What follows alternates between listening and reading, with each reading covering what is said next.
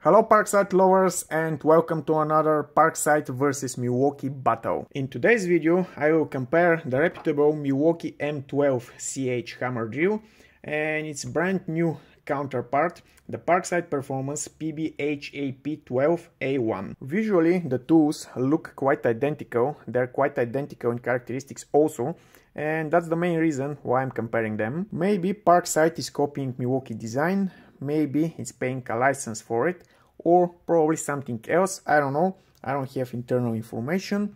As you might know, I am not in the best relationship with Lidl. Without further ado, let me share you some of the characteristics of the tools. Both of them are rated 1.1 joules of impact energy per stroke.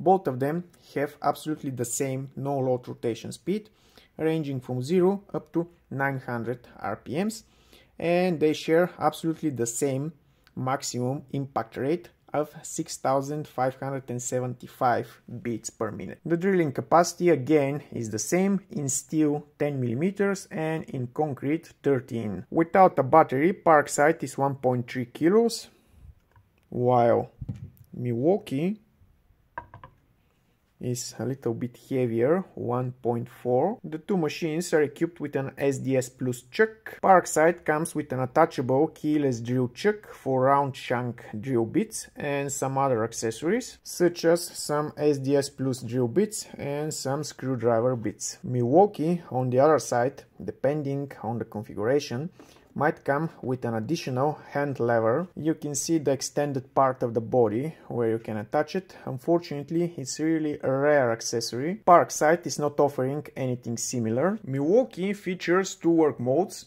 drilling and hammer drilling, while Parkside has an additional third mode, chiseling. Let's hear their voices in the loudest work mode, hammer drilling.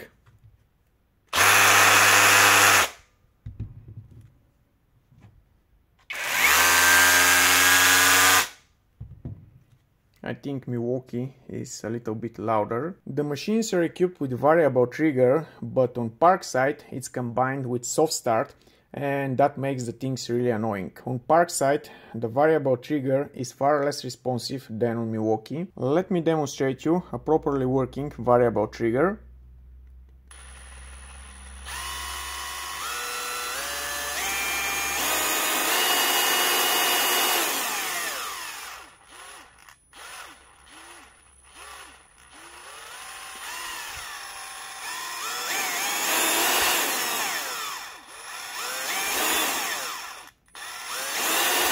Take a look at the variable trigger of Parkside.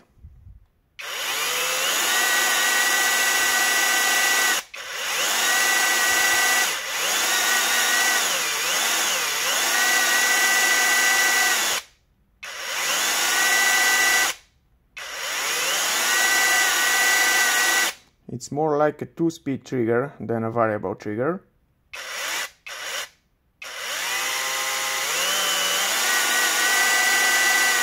Not to mention that combining this with soft start, working in all three modes, is completely idiotic.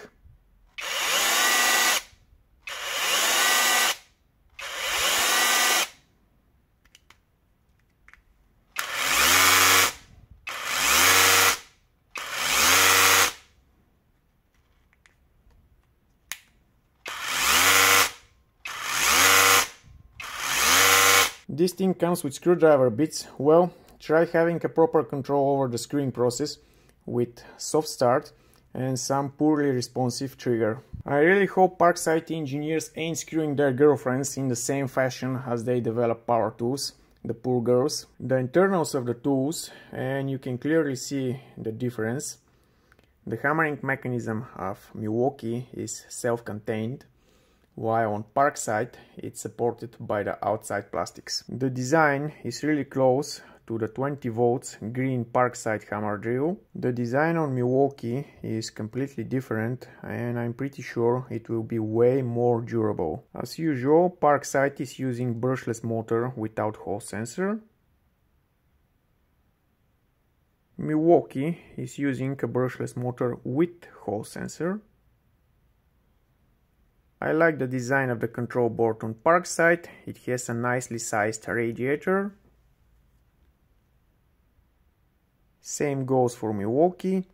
Enormous radiator just below the MOSFETs. As you know, the hammering mechanisms generate a lot of heat. So I guess if you're using Parkside for too long, you probably might encounter some problems with the plastics. Being encapsulated in aluminum, the hammering mechanism of Milwaukee will have way better heat dissipation. Of course, the tools are not intended for drilling 3 meters thick concrete wall, so I guess for some moderate usage, Parkside will perform perfectly fine. Let's do some drilling tests. I have attached 2.5 kilos to each drill. This weight will be the only force pushing the drills downwards. I will be using my finger only for squeezing the trigger and guiding the drills. I will be using 10 centimeters long Parkside drill bit that is 8 millimeters in diameter. This is a 15 centimeters thick solid granite.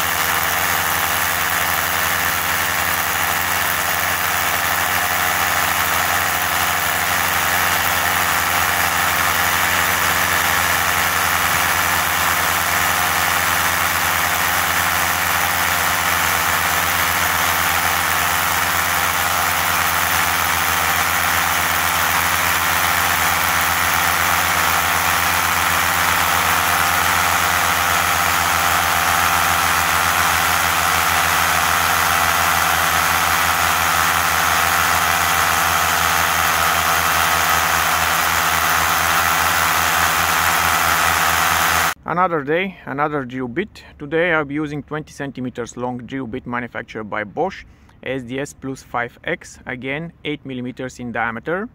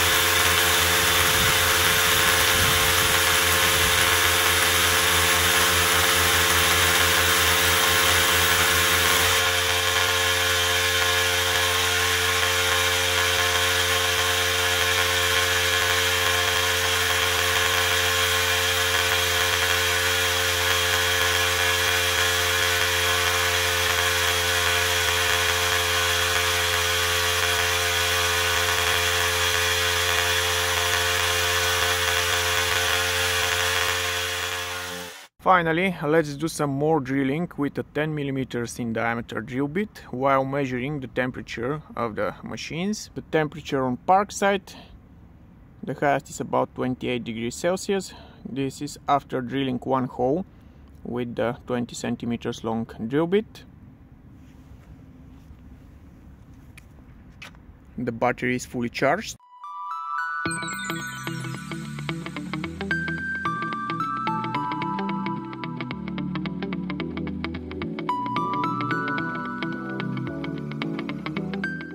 After making those 3 holes, the highest temperature on Parkside is about 41, 42 degrees Celsius, and the battery is still at 3 bars. After making one hole with the 20 centimeters long drill bit, the highest temperature on Milwaukee is about 30 degrees Celsius. Its battery is fully charged.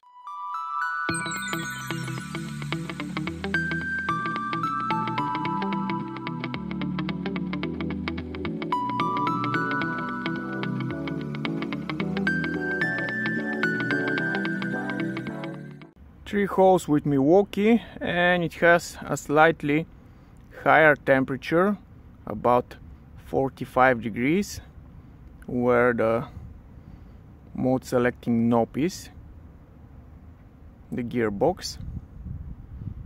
After making those 3 holes, Milwaukee is on 2 bars out of 4, but remember that the battery indicator on Milwaukee is more accurate. It has 4 bars, not only 3 as on Parkside. Well, as it goes for hammer drilling, the two machines are performing quite equally. Parkside definitely didn't lie about the impact energy their machine is delivering. It's the same as on Milwaukee, 1.1 joules. As it goes for longevity, Milwaukee has a gearbox and a hammering mechanism enclosed in aluminum casing, and most definitely will outlive the mechanisms of Parkside. Of course, the price of Milwaukee is almost 4 times higher. I have to admit, I am surprised from the performance model. It's doing better than its green brother. I was expecting them to be quite equal. Except for the gearbox, other drawbacks on the new model are the soft start and the off-road trigger. Parkside needs to do some work on those. Well, I think I've managed to cover all the important aspects of the new machine. I was thinking of doing some chiseling and normal drilling, but now I see no point. If you find this video informative, you know what to do. Bye for now, guys, and see you soon.